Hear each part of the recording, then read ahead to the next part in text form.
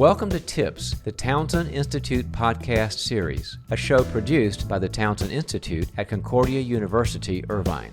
This podcast shares stories of leadership, coaching, and counseling experiences that have shaped the lives and careers of our guests, who then provide tips aimed toward helping listeners grow in both their personal and professional lives. I'm Dr. John Townsend, psychologist, organizational consultant, and author of over 30 books, including the New York Times best-selling Boundaries series. I'm also the founder of the Townsend Institute, and I'm excited to introduce your podcast hosts, Dr. Ashlie Andrew and Dr. Gilbert Fugit.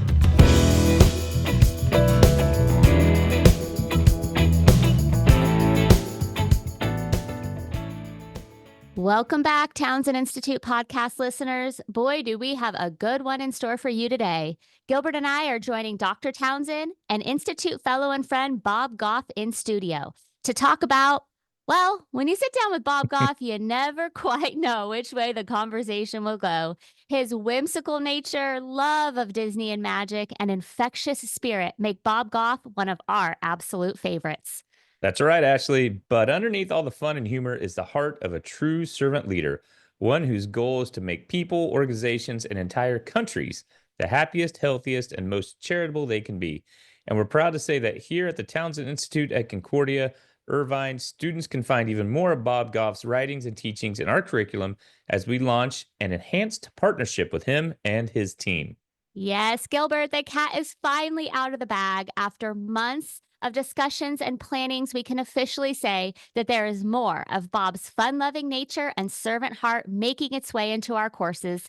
Listeners, now is the time. If you've been considering a graduate degree or certificate in leadership, executive coaching and consulting, or mental health counseling, perhaps now is the time to make the leap. It's rare to get firsthand teachings and tips from some of the biggest leaders in the field.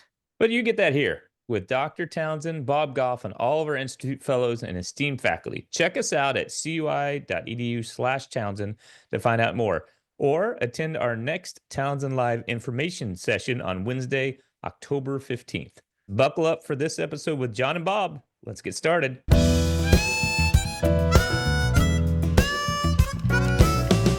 Here we are coming live to you from our Townsend residency here on campus in beautiful Irvine, California. We have just about 200 students that have embarked upon our campus for 4 days of personal and professional growth. And we're sitting here at the table alongside Dr. John Townsend, of course, our founder, as well as Bob Goff. So hello. Thank you. Thanks for letting me come and hang out. We're so excited that you are here. You've obviously been a longtime friend and fellow of the Institute. Obviously recorded an earlier episode with you back at AACC a while back, but this is kind of fun to have you here in Irvine. And yeah, it's fun for me to be on campus, and I've just got to peek in and see all the students that are part of the residency, and that's kind of fun. I've just thought of so much potential that's there. Also, there's going to be a Bob Goff Center where you can take courses based on his material, and our students are just jazzed about that. Your content is amazing. That's just going to be so fun. It is going to be so much fun. We are excited. I know Gilbert and I are going to be part of working with you and your team to figure out exactly what that looks like and how we're going to do it. Masters in mischief. I like that. That's exactly right. We're trying to get it to fit on the diploma. Yes. But Master, mischief, misdemeanor. It's all right in the zone there. Absolutely, with a little rabbit emoji on the side. It's going to be perfect. But we can talk a little bit about that. I mean, what is, you two have had some of these conversations a little bit more formally, more recently, but talk a little bit about your vision as to what you would like to see come in to the Bob Goff Center here at the Townsend Institute. Well, first of all, just so appreciative of the chance to do something with good people. And I want to do, the longer in the tooth I get, the more I start thinking about things that are going to last. I think of legacy stuff, not like names on buildings kind of stuff, but things that will outlast, and investing in people will always outlast us. So I think I'm just really thrilled about that. I want people to uncover what's next for them, to feel like there's, for people that feel like there's another gear that they have, they just haven't been able to access it, then to have just a lot of different voices speaking into that so they can say, I'm not alone. Like, this is Like there's something important and lasting in this. So I'm just tickled to be part of it. Oh my gosh, it's going to be so much fun. What about you, John? What are you excited about with this partnership? Well, I think one of the things in our friendship, because me and Bob and Maria and Barbie have been together and really enjoy that, is that, Bob, the way you handle, I would say, pretty sophisticated concepts and constructs, but you put them on the shelf where a person can go, I get it. You're not like, some people are the smartest people in the room and you can't understand what they're saying. You're the smartest guy in the room, but you're so warm about it and take those things without compromising them to like, I can do that. When you talk about relationship, when you talk about a positive attitude and this sort of thing, people just come alive. That's why you're a New York Times bestseller. And so you really are adding a lot to us, to our grad students, to say, I can learn those things that Bob Goff is doing. So we're jazzed. Yeah, part of it is that you get a bunch of people, there's a synergy that happens when you get a lot of people together and you find out it's okay to have something, that idea that we could be one without being the same. Like, so, sweet Maria Goff, who's here, we are very, very different. She is kind of quiet and reflective. She's the wise owl, and she's married to Tigger. So, but even though our the way we do life is different, our hearts still beat the same for the same kinds of things, the things that last, the things that matter. We want to make things that are possible, like within reach for people. And so making some crazy things to say, like, would it be possible for us to, I love that. Those are the favorite words. Like, what if we've been laughing together because we've got a university we're building in Uganda. And next door to it is a giraffe habitat. And the president owns all the giraffes. Did you know that? Like a job perk. To be the president of Uganda, you own 3,740 giraffes. Is that crazy? Yeah. So I told him I just need 6. I don't know him, but I know his wife pretty well. And I told her, could you go get him? Because I just need to sit down with him and tell him I need 6 giraffes. And I walked out of their version of the White House with 6 giraffes. I'm so excited, like paper or plastic. Yeah, I was going to say, how do you walk out? They deliver them standing up. Is that crazy? Fortunately, there's no low bridges. Here's half a giraffe. So, but that whimsy and wonder to think, to ideate, but not just make it brain candy. Think like, gee whiz, wouldn't that be swell? But to actually have a mile of strategy underneath that. You talk a little bit about that with, I think you called it strategic whimsy. Bingo. Right? Yeah. What does that look like? Maybe how does that function in the world? You talked about the strategic and a mile deep, and how does that work? Yeah, so the kind of the introductory level that you could have a hope without a plan, and it's just a wish. And we don't want people wishing on shooting stars. We just want to figure out what you're hoping for. And if faith guides your steps, is like faith is defined. It's confidence in what you're hoping for, assurance in what you haven't seen yet. So to say there's this hope, but then to come up with a plan. How do we get from here to there from where we are? And to say, like, usually you don't have the money to do that, but you've got this grand idea. So say, like, well, what if we could figure out a workaround? Because I'm just constantly figuring out workarounds all the time. So like to bring that together and not try to build consensus, but this idea of building a kingdom, and not a kingdom with my name on it, but like this idea that you've really got this grand idea that was born here at the Townsend Institute. So you've got a grand idea for what might be possible in people's lives. And then just let that thing off the chain and see what might happen. But it's not just confetti and unicorns and all that, that underneath that is a mile of strategy. Like you actually have decades of relationships with people, and not the kind of networking relationships where there's something on the other side of the equal sign, but a true friendship. And so have a generation of leaders that know how to be really good friends with people. And they spend less time asking people what they do and more time asking people how they are. Like to say, what does it feel like to be you? To go a little bit deeper, like that's where all the good stuff happens. You know, it so ties in with the best neuroscience too, Bob, because now they're understanding, the left brain, right brain, that people either are highly logical and highly practical, but they just can't dream. And so it doesn't work. But the people who are integrating those together, the dream comes from the right side, where you've got these memories and these things that are unfinished in you, that you were mentioning. There's got to be something else. But if it doesn't have the left brain saying, okay, where's the how here and what's the execution, kind of nothing happens under the hood. You've got both things under the hood, and I think that's why people are so drawn to your material. Maybe understanding your operating system, like how you came from the factory too. Like I know, I feel like writing is so tedious for me because like every word is spelled differently. So I just find it's so tedious to like tap all this out. So what I'll do is to keep my little lizard brain in daycare, I'll put on a movie I've seen 1,000 times before, Vertical Limit, like from What a movie. solidly in early 1980s. And I've seen it. They still keep climbing the mountain, still keep blowing up on the way. So like that, my little lizard brain is occupied and can get about the important part of writing. So you know your tells. You know what it is that helps you function. I don't know why it is that my a little like Enneagram 7 needs to be taken to daycare, but I just know it works. And so finding those things and then understanding the neuroscience behind it, like that would just be fascinating. Yeah, the brain needs that self-soothing, and the repetition calms it down so you can say, okay, now where does the big boy need to go or the big girl need to go? Yeah, I get it. I get on the airplane. Anytime I have seat time in an airplane, which is pretty often, I put on my headphones, I put on some Van Halen, and I just go. Because I'm like, I don't even know if he's among us anymore. I think he may have. Eddie passed. Yeah. So, but he is still there in my heart and my ears every time I'm on a plane because there's just a rhythm. I do this, then I do this, then I do this.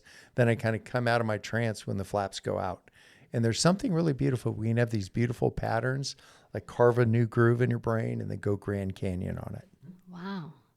That's awesome. I love hearing just all of your stories. And I mean, you've talked a little bit about the great work being done in Uganda. The giraffes, of course, I know contribute. I kind of want some giraffes here at Concordia. I mean, I don't know how I'm just easy saying. Yeah. But aren't some of our students? They're tall. I mean, no, we're planning to do some internships there. Yeah. Yes. To go over there to Bob's place. Oh my gosh, that'll blow their minds. And Absolutely. Get Well, some so many of training our there. students are already so just, servant-minded, have served in various capacities, inside and out of Uganda with church ministries. And so to be able to bring that, from the Townsend Institute with the Bob Goff Center, I mean, Wouldn't that be the crazy? sky's the limit. Yeah. I just think of that, that idea, living in anticipation, what might be possible. And then generationally, just like kind of the, some cultures, they think 7 generations from now, what will that look like? When I'm in a jar and forgotten, what will actually matter? So I really like that idea. I'm eyeing your jars here to see. We if got a there's- few. You can take one Maybe home. a Townsend Bob-shaped Institute. one here. I'm thinking. That's why I actually write books. I want something to lean up against the jar. Or a snow globe. I don't know. Is that gross or awesome? I just want to spend 45 seconds with Grandpa Bob. Yeah. Boy, this interview went a different direction. I love it. Oh my gosh.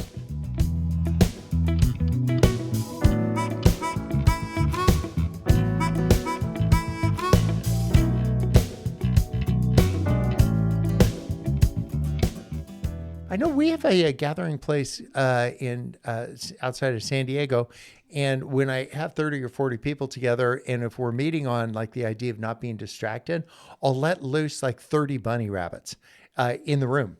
I'll just like let them go and be like, eyes on me. Like you can't if there's 30 rabbits in the room. And so I just like that's just such a great segue into like that idea. What's distracting you right now? And as soon as you figure out what's distracting you, now we got a ball game. But if you're living distracted and you don't know why, then that's just chaos. So for a lot of people, that's just Tuesday. Yeah. So what we want to do is just say, let's understand what's the rabbit in the room. And then pick it up, pet it if you want. But as soon as you understand the rabbit in the room, now we can actually get back to the important work of doing what you're supposed to be doing. What's your rabbit in the room? Do you have a Air. distraction? Yeah. I'm just wondering, is there something common that you No, deal with that is kind of your like distraction? my go-to, if I'm in like a kind of a scramble, then my go-to is work, like projects and all of that. So if I'm feeling like I don't know what to do and I don't want to deal with what's really going on, then just get immersed in that. So I know my tells, not much of a poker player, but because I would, if I got 4 or 5 of a kind, which would be a problem if you got 5. 5 of a kind. Yeah. That's where people got shot in the Old West. Yeah. But my tells, I'd just be all grins. Yeah. So just knowing your tells and know that this is distracted Bob who just showed up. Because he's like, activity is, my go-to. So sometimes the distraction can be born of an insecurity about whatever. And you guys have the credentials, not me, but that there's an insecurity that you have, and then you go to distract or medicate it with activity. And then, so if you can just see yourself, I'm in the loop, and how do I get out of the loop?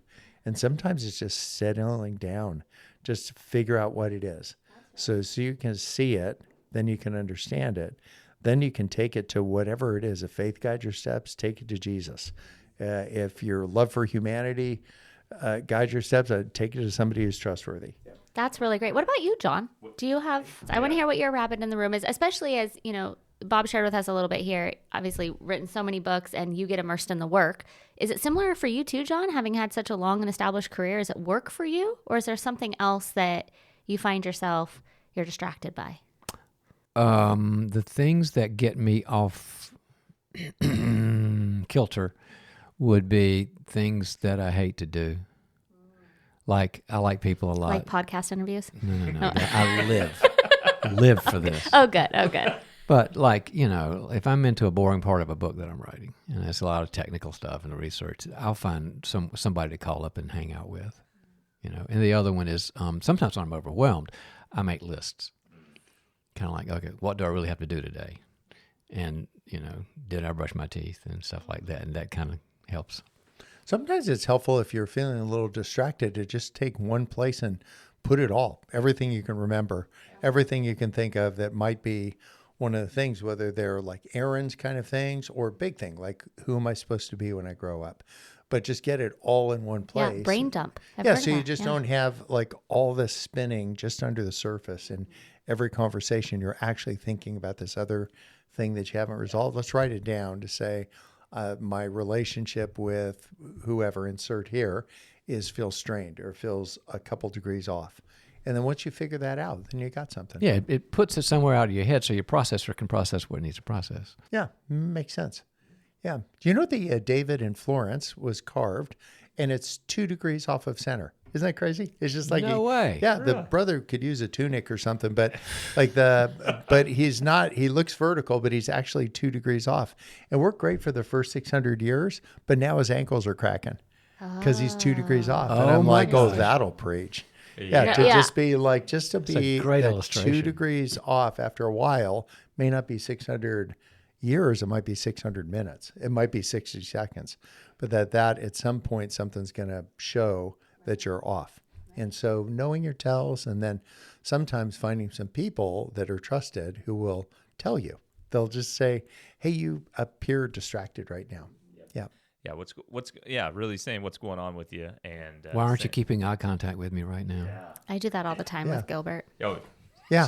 She just what keeps is it today? It's not working. She just keeps muting me on Zoom. I don't know what's going on here. So I've a blind friend named Lex, and Lex makes incredible eye contact, although he can't see.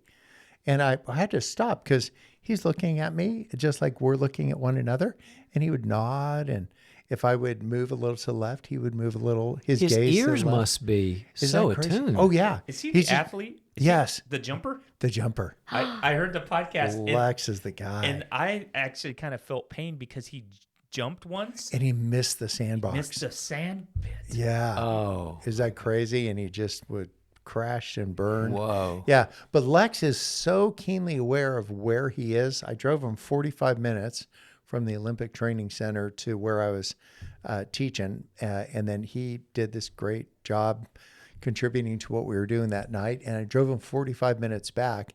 And he said, hang a right here. And I'm like, oh my God. Are you kidding me? Because I didn't even know where it was and I could see, but he's just so aware. And I'm like, dude, you can see. And he's like, no, I just know where I'm at. Wow. I'm like, that'll preach. Oh, and then he said, speed bump in 2 minutes. He's like, boom, boom, boom, boom. Oh my gosh. That's crazy. He must be like in Daredevil comics. Yeah. He's just He's that guy. always aware. And I was talking to a business person that starts a bunch of things that we've all encountered in the marketplace. And he says, I asked him, like, how do you decide what you're going to do? And he said, I'm like kind of like a Roomba vacuum cleaner. And I'm like, what do you mean? He says, I just run into every wall. And then I map the place, I pivot, and I run into the next wall. Pretty soon, I've got the room figured out. And I'm like, oh, that's such a great analogy. He's a Roomba. Yeah. Yeah, just hit the wall. So you just go like, that's part of mapping the room. He knows where the grid is now. Yeah, Be a Roomba. he's like Lex. He just knows where he's at. He's got it figured out. And you figure it out by bumping into some things. And you don't have to call it a big win or a big loss. It's just you bumped into some Yeah, stuff. there's Yeah. an illustration right there, boy. Yeah. Wow. Yeah, I think you just next time you're speaking somewhere or a commencement address, just let a Roomba go, just like, or 1,000 bunny rabbits. Bunny rabbits, That yeah. work too. Both. Both. I don't know. Bunny What's rabbits caught might in the not like Roomba? that.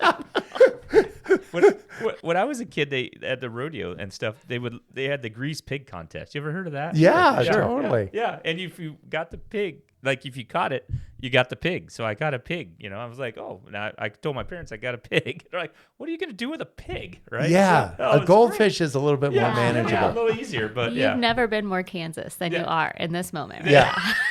now. the Giddy greased up. pig. the grease pig. Hey, you have to be ready for that. Oh my goodness. Wow.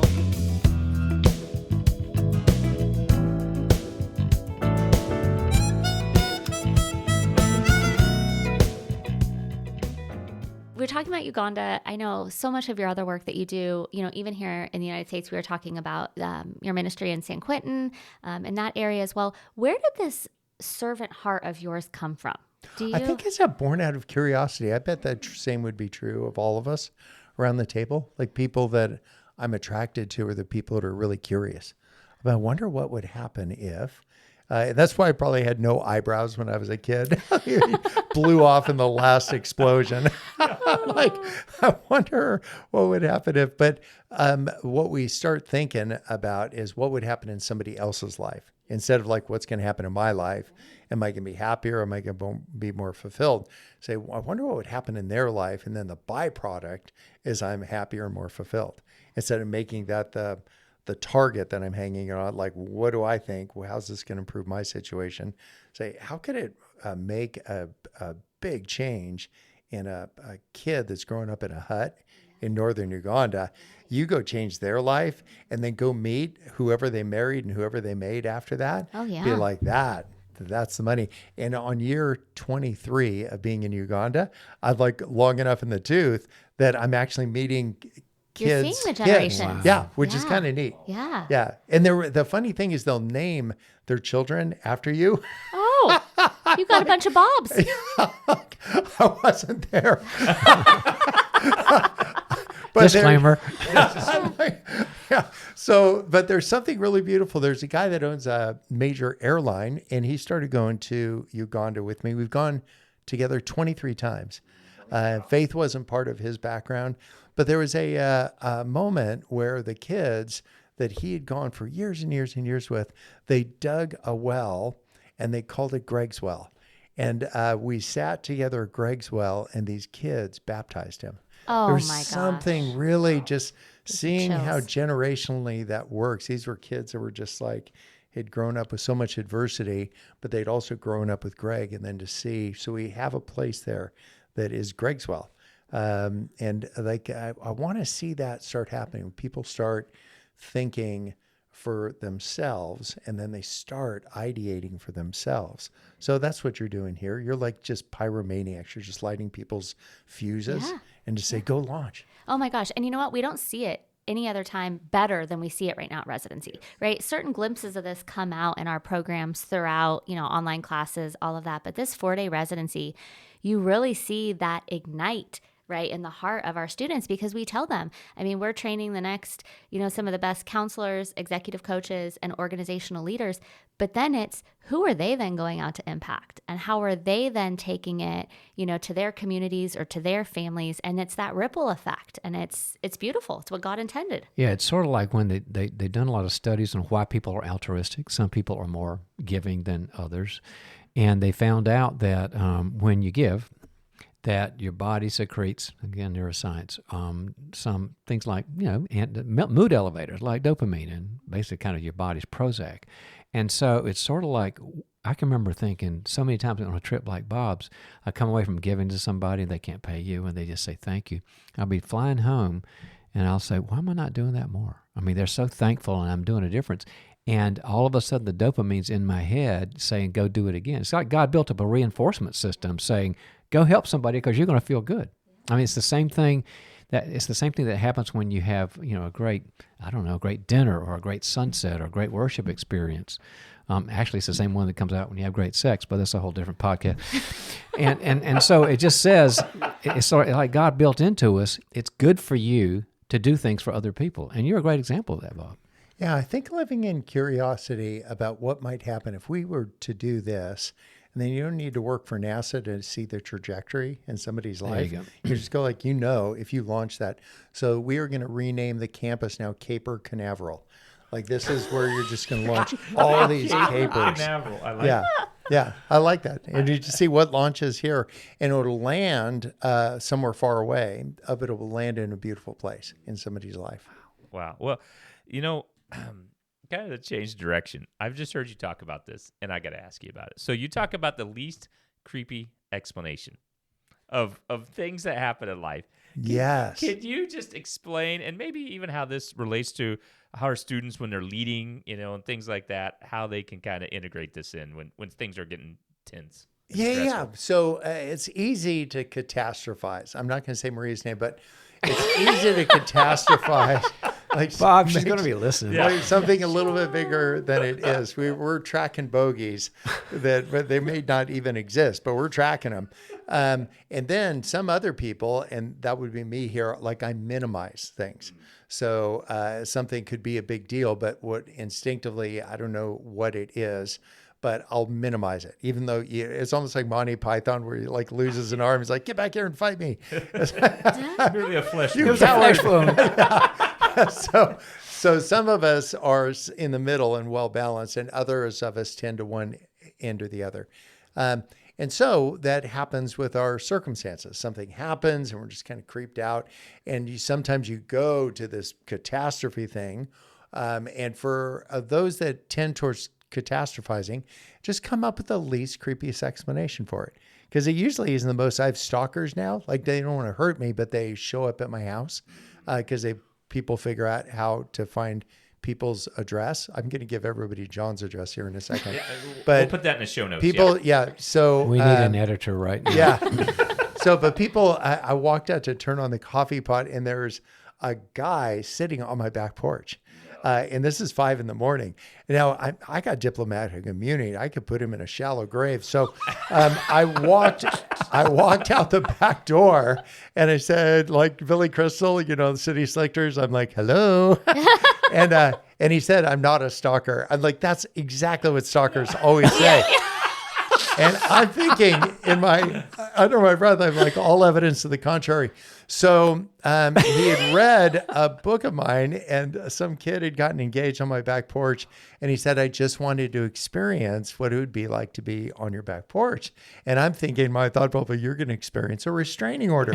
So, but the way I get myself a little bit centered on that, I just think of the most generous explanation. He's a young guy that's still working on his people skills, as we all are, but he's probably moving some of the larger rocks in that area. And he's just enthusiastic, and his enthusiasm just outpaced his good sense. So the most generous explanation, the most realistic explanation is that I have, by putting phone numbers in books, and the vibe I've given off is like that you could do that. So that's the most, in P.S., you cannot. Yeah. But Well, I'm going to have to tell the wife we got to unpack the suitcase. The most realistic explanation is that that's the vibe I've given off. And so people are responding to that. And then the most optimistic explanation. So most generous, most realistic, and most optimistic. And the most optimistic explanation would be maybe he won't do it again. So to just be a little bit more generous. And so if we could, in this environment that is just so heated right now in so many areas, just be coming up with the least creepiest explanation. That people are feeling really passionate about something. They're still working on their people skills a little bit. And so what you're encountering is all of this pent-up angst right now. This really isn't them you're talking to. You're talking to their parent. You're talking to their spouse. You're talking to all the people that have caused all this to end up in your lap. And so that's just been better. It takes a beat or two, but it gets us. I love that because, like, in the clinical world, you would say don't over-pathologize. What is the least restrictive experience or diagnosis you give somebody? Because that's where you ought to start. But to somebody's point that you made about catastrophizing, I'm not going to say her name. You just, there's a person you mentioned. There is a statement that I think that person may resonate to, which is just because you're paranoid doesn't mean they're not out to get you. Yeah. And then you follow that with, did you hear that? That's a little scratching. Oh my gosh.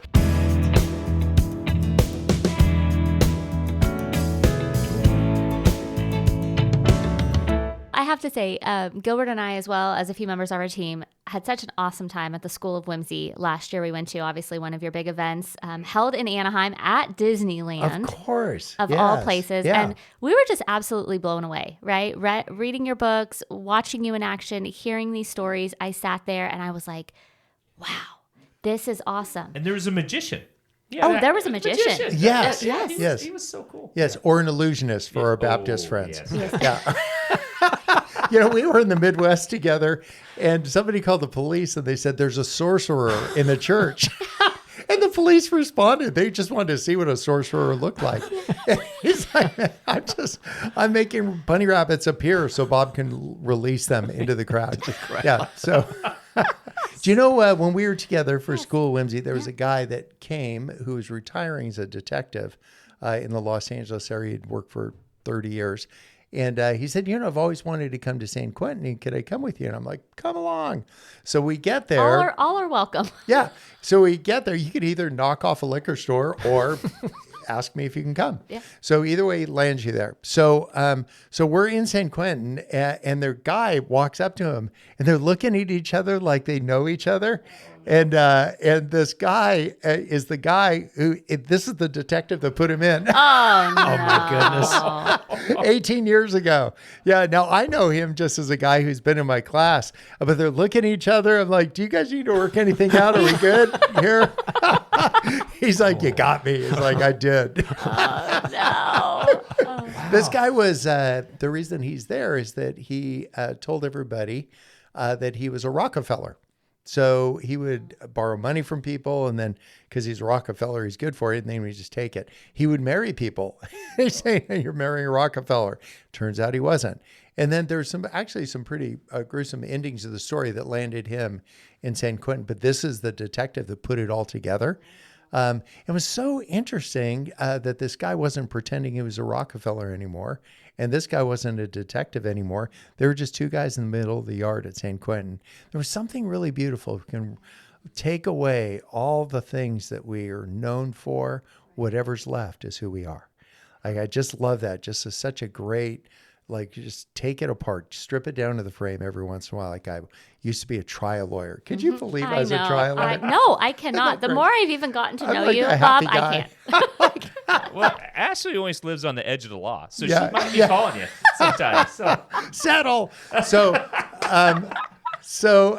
if you take away trial lawyer Bob, then you end up with the most current version of me. Oh, and then write a couple books and take away balloon Bob, and then it's just so good to keep stripping it down to just see who are you underneath all the things that you're known for, and it's just such a great practice. What is that in neuroscience? It when you just get down to the basic version of Well, who you are. It's called core character, and it comes from constitutional stuff in our DNA, but also experiences and then our own values. And it comes out a very nice combination when it works right. And that's what we're supposed to get down to, because that's kind of when you can build up from that. Like, well, what are my passions?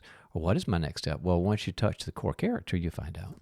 Yeah, because if you're doing what you're doing for applause, it'd be better to join the circus. You'll get more of that.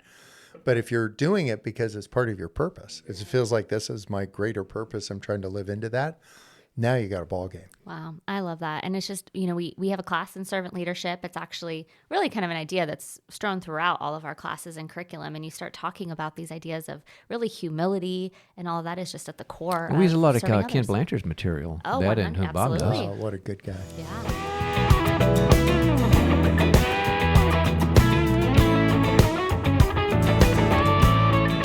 We could talk all day very easily here, but as we mentioned, we are at our 4-day residency, and Bob's going to be heading over here soon to talk to an auditorium full of students who are going to hear more about giraffes and rabbits and Roombas and all kinds of stuff. So we have to wrap up this episode here. We wrap up all of our podcast episodes with your takeaway tip. What is your takeaway tip you have for our listeners, just perhaps in how to be more whimsy, or how to a takeaway tip that you can leave them with? The one that's come to mind right now is that we have this certain number of days here, 27,383 for most of us, a little bit longer if you work out, a little shorter if you eat Pop-Tarts. So you know who you are. Yeah. So we have this period of time, and around your bed on your last moments here, there's room for about 8 people, 9 if they're thin. Yeah. If they don't eat the Pop-Tarts. Yep. So who are your 8 people? So maybe even to send a text message, you're one of the 8. There's something beautiful about that. I love that. If you say you're one of the 8, your friend will send you back a bunch of question marks, which is an invitation for them to buy you Starbucks and to talk about what that means.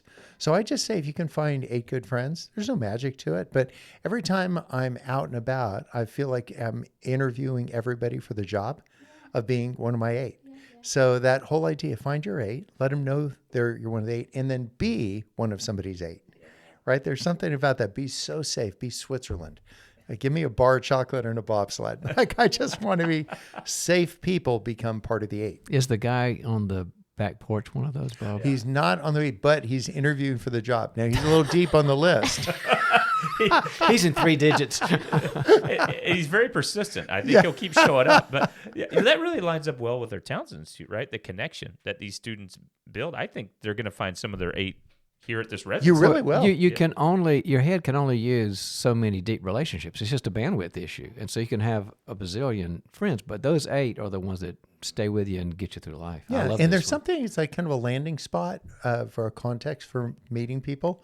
Just get your head on a swivel to say, who might be, I wonder if you'll be one of my 8 as time goes. I wonder if I'll be one of your 8.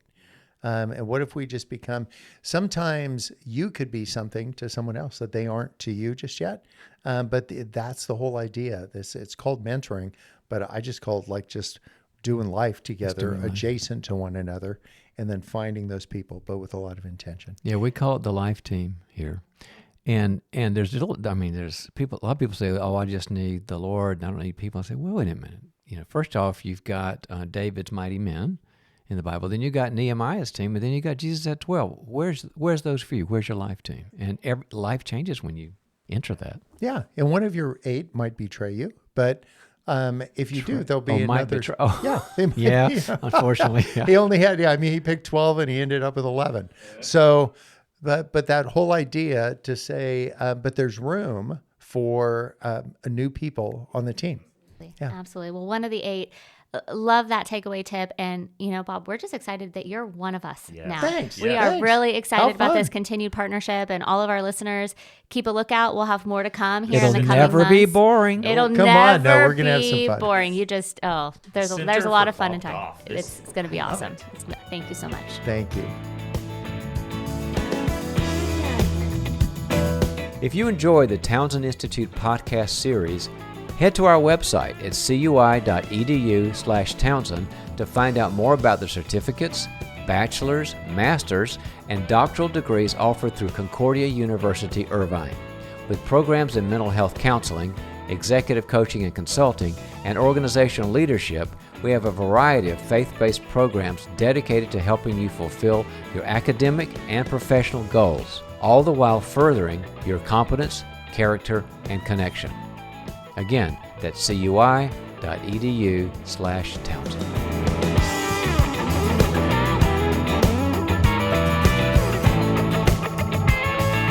Were you with us at Disneyland when I got thrown off Sawyer Island?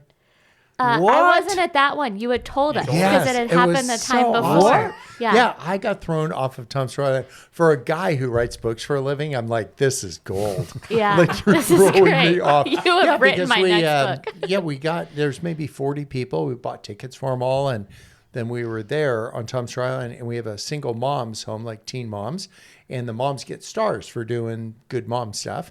And then they get to go to Disneyland. And so I was there with 40 people, and we sent our single moms there. And we said, let's meet on Sawyer Island. You can tell everybody the progress you're making. And so we all got together, and the little teen moms are like telling what the inroads are made. It was like really touching. Yeah. And then these security people show up, and it's just they're doing their job. And they said, you can't be here. I wasn't feeling snarky, but I'm like, and yet here we are. Yeah. And I explained to them what we were doing, and they said, well, you can't meet. And I'm like, and yet we are meeting. And they said, can we see your ticket? And I actually wasn't feeling it. Like I didn't come to show tickets and ID and all that. And so they said, well, if you don't show me your ticket, you have to leave Disneyland. I'm like, oh, this is too good. And I made friends with the guys that were kicking me out of Disneyland, but it was so fun. It was this walk of shame or pride or something. It was really beautiful. So every time I go to Disneyland now, I think I'm the guy that got kicked off of Sawyer Island. That's pretty good. That's pretty good. Do you have a plaque out there yet? There should be some handcuffs. Yes. Yeah, little zip ties. Yeah, that's perfect. Yeah.